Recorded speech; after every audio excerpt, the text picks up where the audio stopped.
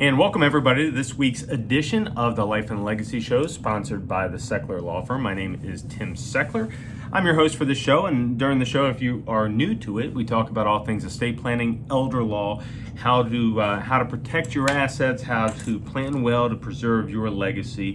I own a law firm called the Sechler Law Firm. We are in Mars, Cranberry, north of Pittsburgh, Pennsylvania. We serve families really anywhere in Pennsylvania. And I do this radio show to be educational. I hope you get some information out of it. On occasion, I think it may even be entertaining for you, which is an extra cherry on top, I suppose. But we also use it to sort of motivate people to take this stuff seriously and really plan for your world, plan for your family. You know, it occurs to me that I don't think many people spend 40, 50 years of their lives working hard, accumulating assets, developing their version of the American dream, just to lose it all to the stupid government rule books and taxes and court systems and the nursing home issue and all of that. And so I'm hoping that by listening to this show, people will say, you know what, this guy's right. We need to do something. We don't have a plan. No, it's not fun to think about. We don't want to talk about death and dying and getting sick and all the things that can happen to your family and your money and all of that. But look, you got to, because you can't prevent those things from occurring. If you know how, you give me a call and give me some advice. But unless you know how to prevent death and dying, then we need to do it in a way that takes care of our family, doesn't create a tremendous amount of chaos for them, and in the process, yes, preserve financial assets and make sure that the money gets to the right people and all of that, right? Now, as we're doing this radio show, tomorrow is Father's Day, and so we're going to talk about dads on this show. I'm going to talk about, just dads generally. I want to talk to you about my dad and the lessons that he taught me. And, but here's the thing that sort of really bugs me right now is, my kids have this show that they watch, and I don't even know the name of the show, but it's on TV. And there's a couple of kids, and they're all siblings, and there's the parents, right? And the dad in this show is an absolute doofus, right? He's goofy. He makes mistakes. He spills popcorn. He's the brunt of all the jokes, right? And of course, he's going to be, only to be saved by the wisdom of the 10-year-old kids who know better than dad. And so there's this caricature of dads that in the media that is just unlike any man I know. And when you think back, it's like that. I mean, if you've ever watched Family Guy, look at Peter. If you've ever watched Married with Children, look at Al Bundy. And there's this thing in the media, in what we watch, that sort of demeans the role of the father in these families. And it bugs the living stuff out of me, because there's no root in reality. It's just the easy target, right? And so I want to just take a second to recognize the fact that, look, nobody's looking for pity, nobody's looking for anything, but can we just talk a minute about the fact that dads are important? The dads I know, the dads that I see, and I've got little kids. We have 3 of them, 10 or under. And we're involved in all of this. We're involved in sports and scouts and school and all of that, right?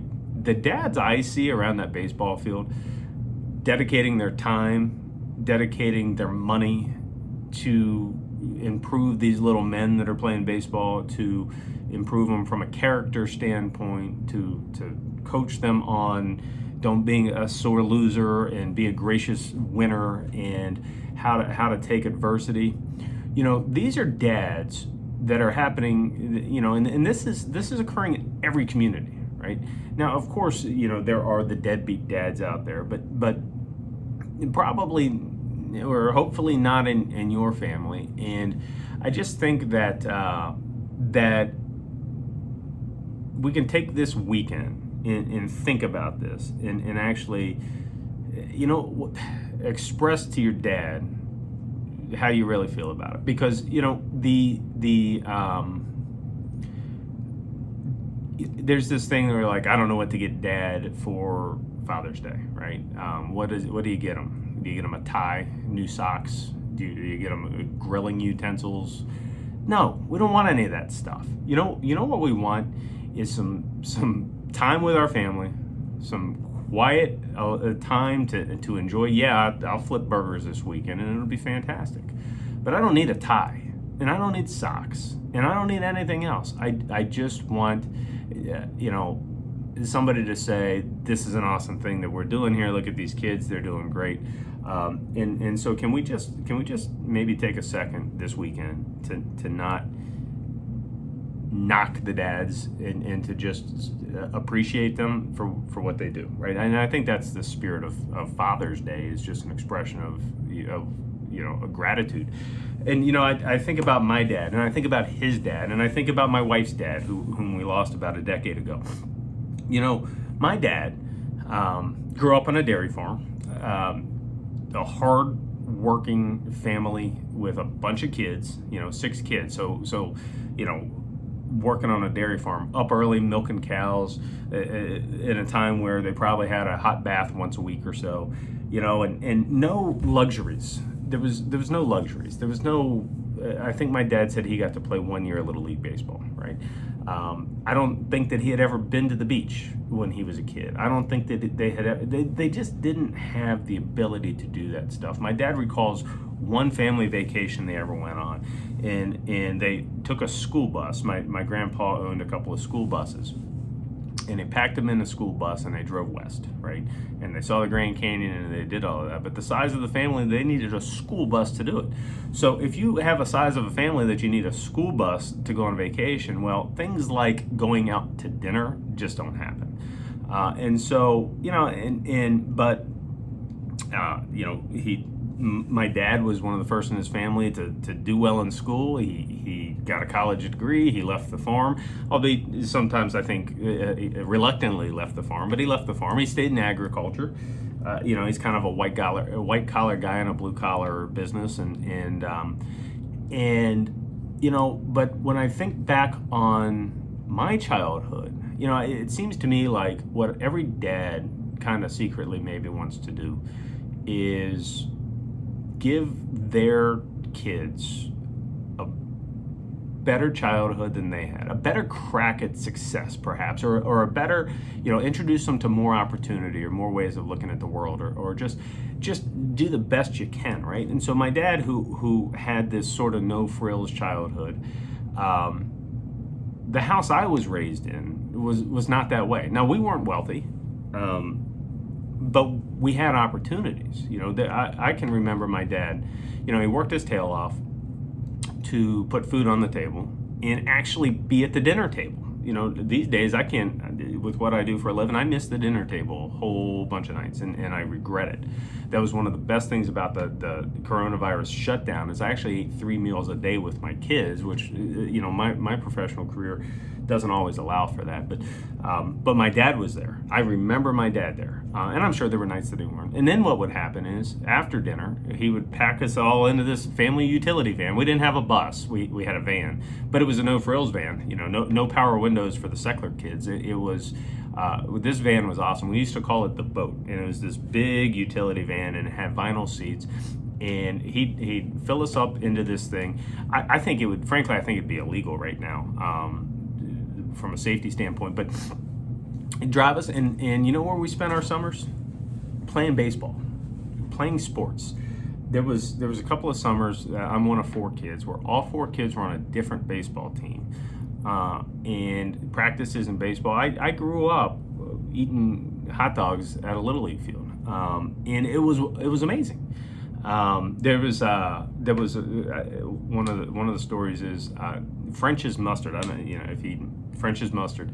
They did a thing. I don't know if they're still doing it, but in every state they did this thing called the Baseball Family of the Year, and you are talking or listening to a proud member of the I would say probably 1991, 92 French's Mustard West Virginia Baseball Family of the Year, which I think entitled my family to like unlimited mustard. I don't know. I don't eat mustard, but apparently I'm somewhere. If you work for French's Mustard, I think you guys owe me some sauce because I think we were entitled to a lifetime supply of mustard that we never cashed in. But anyway, it was just one of these things. And then the beach vacation, I mentioned my dad had never seen it. We saw it every summer, most summers, I think. But we'd get in a utility van and get us to Ocean City or Myrtle or someplace, and we had the happiest childhood. And now, myself, my siblings, we're all out doing things in the world, and it's just really a testament to my folks, to my dad, to the way he thought about things, to the way he treated us. He's still like the kindest person I know, and just full of practical wisdom. My dad has never owned a business. I own this law firm. My dad never owned a business, but when I need a practical solution to a challenge I'm having in the business, he's the guy that gets the phone call, and I hope to one day have that relationship with my kids, and we're working hard to provide our kids with a fantastic childhood, and you can even go back and you can even look at like my grandpa was a child during the Great Depression, served in World War II, was able to purchase the farm my dad grew up on, saved money, and did well financially, actually. My granddad in his later years had accumulated some real net worth and was fine. But you know what happened? He got Alzheimer's disease, like 1 in 3 of us are going to do. Right? So my granddad in 1997 enters a skilled nursing facility with Alzheimer's disease where he proceeds to live for about 10 years. Well, you can draw... What happens when somebody goes into a nursing home, if you've never experienced it, what happens when somebody goes into a nursing home is that it's expensive, right? And you have to spend essentially all your money before you're going to get any help from the state or anyone else. And so he starts going through money, and he proceeds to live for almost a decade as a private pay resident in a skilled nursing facility. Now, this is almost 20 years ago, but today, nursing homes cost $130,000 a year. And so it wasn't that expensive 20 years ago, but it was expensive. And all that money, all the resources that he had spent his life accumulating go out the door to a battle with Alzheimer's disease. And you look at it and you think back on, here's my grandpa working his whole life doing the best he can to build a farm, to raise these kids, to save some money, and eventually leave a legacy. He wasn't going to spend the money. The money was going to his kids. But instead, it went to the healthcare system that's utterly broken and costs a fortune if you need long-term care, right? So I just look at this and I think, man, something went wrong here. Why did that happen? That was his version of the American dream, right? The World War II veteran comes home, builds a small business, raises a family, saves some money, trying to give his kids that would have been then adults an opportunity to receive an inheritance. And all of that got wiped out. Like his life's work got wiped out because he had the audacity to get Alzheimer's disease, which, by the way, 1 in 3 of us are going to have anyhow, at least dementia. And so it just, it shouldn't be that way. So what really gets me to the point that I want to make here is dads. I want to speak to the dads for a second. Look, you're doing awesome stuff, right? I hope you're doing awesome stuff. And I hope you're striving to provide your kids with an awesome childhood, or if your kids are now adults, I hope you support them any way you can, like the other dads that I know and have met. But here's where we need to do next, right? That level of care, that level of support, we need to think about what happens if we're not here. We need to think about what happens if I get sick. What happens to my nest egg if I need the nursing home? What happens to my little kids if I die in a car accident? There's a car accident on my way to work today. 2 pickup trucks that plowed into each other, and it makes you think, well, what happens if that's me? What happens if I get in an accident? I think those guys were fine, but I could be in an accident today. And if I'm in an accident today, how can I make sure that the contributions I'm making to my family, to my wife, to my kids, as a father, how can I make sure that those contributions continue to exist? And some of it's financial, and yeah, the answer could be life insurance, or the answer could be whatever. But we need to do a little bit more than that. We need to do, trust for our kids. If I have life insurance, let's say I have life insurance and I die young, and I just name my kids as beneficiaries. I name my spouse and then my kids as beneficiaries. You know what happens is one of two things. One, that money likely is going to go under court supervision if my wife and I both die. And it's going to be very limited to what my kids can get to until their 18th birthday. Then on their 18th birthday, it's like they hit the lottery. Right? And all that money, all at once, somebody that has been raised for the last number of years without a father presence or gets all this money, and how's that going to work out? Or we need to take the time to name the guardians. I need to name my brother. I need to name my sister to be my kid's guardian. And then I need to put the money that those kids are going to get, that life insurance money, needs to go to a trust for my kids. So there's a little bit of check and balance, and there's a little bit of instruction for how the money's to be spent to improve my kids' lives, and to make sure that somebody with consistent morals and values, somebody that might be in that father figure or that mother figure, somebody who thinks like I think, has a pen to the checkbook, and not ending at age 18, 25, 30. We need to be involved in the kids' lives. If you look around and if you know 21-year-olds right now, and you ask yourself seriously, could this 21-year-old manage an inheritance of life insurance money right now? And the answer is no way. It's going to be a red car. It's going to be beer. It's going to be whatever. And so my opinion is, dads, we need to think about this. We need to man up, and we need to do the planning to make sure that these kids have the consistent moral and ethical training that we're working really hard on now in our absence. Okay, and if your kids aren't little anymore, if you're a father of adult children, you need to make sure. Well, it would seem to me, I don't want to make assumptions here, but it would seem to me that the reality of health events coming is not something we can ignore, right? We can't ignore the fact that we will ultimately pass away. The more gray hair I get on my head is a daily reminder that at some point this thing's going to end, right?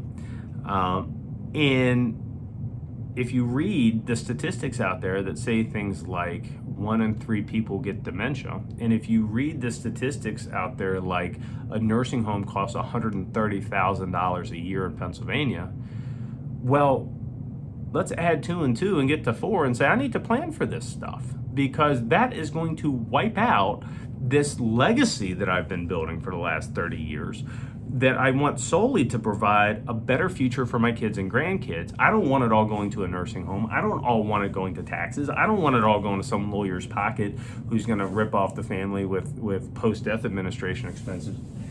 I want the money to get to my kids. And once we agree that those are the things that we need to do, then your next question is, okay, we've identified this problem. I don't have a plan for any of this stuff, and it's almost inevitable.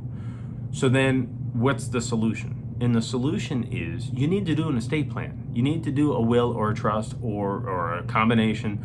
You need to get educated on your options, and then you need to choose somebody that can help you with it. This is not self-help stuff, guys.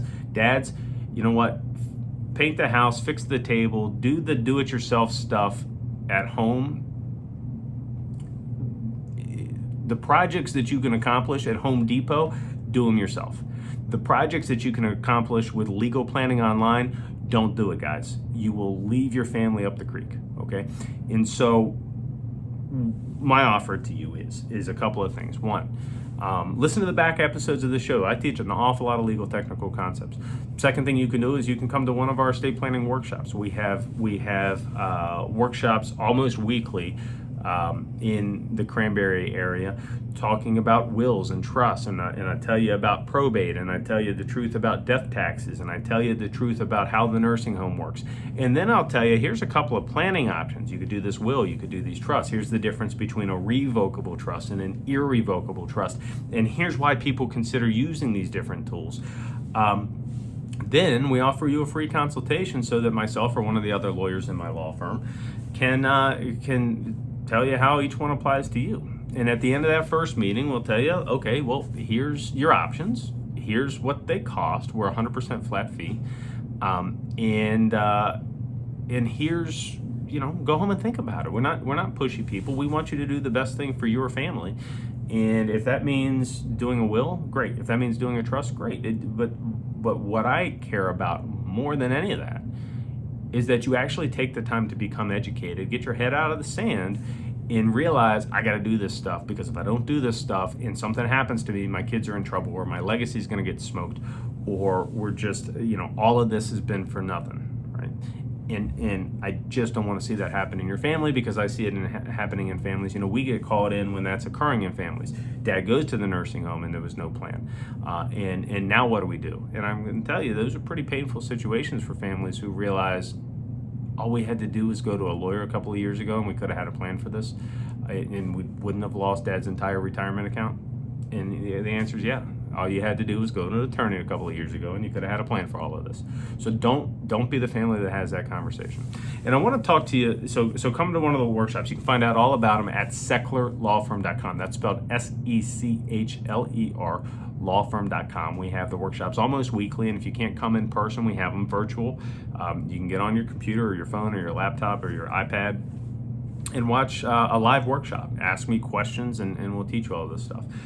There's one more thing that I want to talk about. One more dad I want to talk to you about, who had a real impact in my life, and that's my late father-in-law. We lost him about 10 years ago, and he was awesome.